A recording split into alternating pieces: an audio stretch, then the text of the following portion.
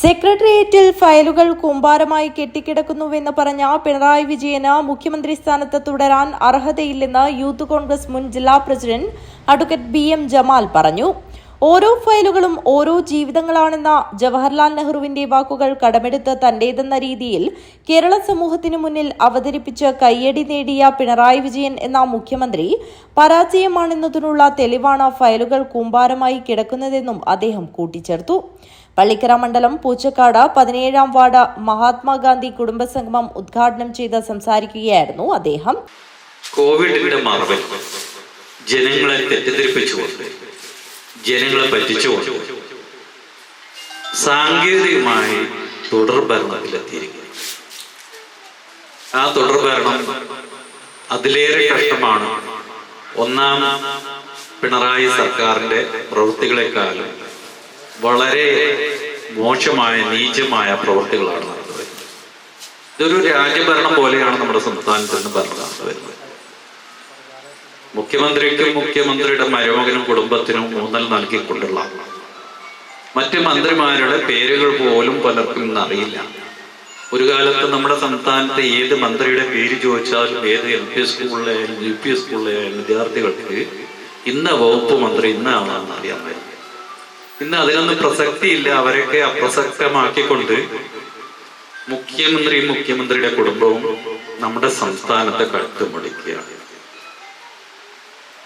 നമ്മുടെ സംസ്ഥാനത്തിന് വലിയ വിലക്കയറ്റമാണ് നടക്കുന്നത്.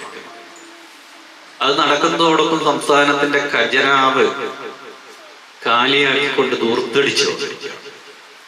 ഏറ്റവും ഒടുവിൽ ഇതാ നമ്മളെ കണ്ടിരിക്കുന്നു. 80,000 രൂപ ശമ്പളത്തിൽ ഒരാളെ P. സരിൻ എന്ന തോറ്റ സ്ഥാനാർത്ഥിയെ ഉപദേശകനായി നിയമിച്ചിരിക്കുന്നു.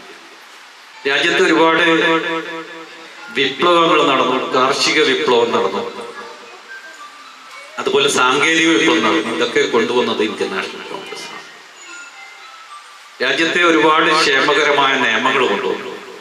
ഈ നിയമങ്ങളൊക്കെ കൊണ്ടുവന്നത് ഇന്ത്യൻ നാഷണൽ കോൺഗ്രസ് ഭരിക്കുന്ന കാലഘട്ടത്തിലാണ്. എന്നാൽ ഇന്ന് ജനാധിപത്യം ഒരു വലിയ ഭീഷണി നേരിടുന്നുകൊണ്ടിരിക്കുകയാണ്. തീർച്ചയായിട്ടും ഇന്നത്തെ സാഹചര്യം രാജ്യം വളരെയധികം ഭീഷണികൾ നേടുന്ന, ആഭ്യന്തരമായും അല്ലാതെയുമുള്ള ഭീഷണികൾ നേരിടുന്നവർക്കാണ്. രാജ്യത്തെ വർഗീയ ധ്രുവീകരണം നടത്തിക്കൊണ്ടുള്ള ഒരു കേന്ദ്ര സർക്കാരാണ് ഇവിടെ ഭരിക്കുന്നത്. ത്രിതല പഞ്ചായത്ത് തെരഞ്ഞെടുപ്പിന് മുന്നോടിയായി KPCCയുടെ ആഹ്വാനപ്രകാരമാണ് മഹാത്മാഗാന്ധി കുടുംബസംഗമം നടന്നത്.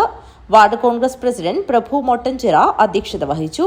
Uduma block Congress vice president Sukumaran Poochakkad മുഖ്യപ്രഭാഷണം നടത്തി. മണ്ഡലം Congress president Raveendran Karicheri, treasurer CH Raghavan, general secretary Kannan Karuvakkode, KS Muhajir, CH Madhusoodanan, Murali Meethal, P. Krishnan, Gopalan Makkamveedu, Vijayan Mottamchira, Kunhamad Poochakkad, Raheem Poochakkad, Ashraf Poochakkad എന്നിവർ സംസാരിച്ചു. ചടങ്ങിൽ മുതിർന്ന നേതാക്കളെ ആദരിച്ചു. ജില്ലാതല കായികമേളയിൽ ഡിസ്കസ് ത്രോയിൽ മികച്ച വിജയം നേടിയ അക്ഷയ് മുരളിക്ക് ഉപഹാരം നൽകി. News bureau, Kanhangad.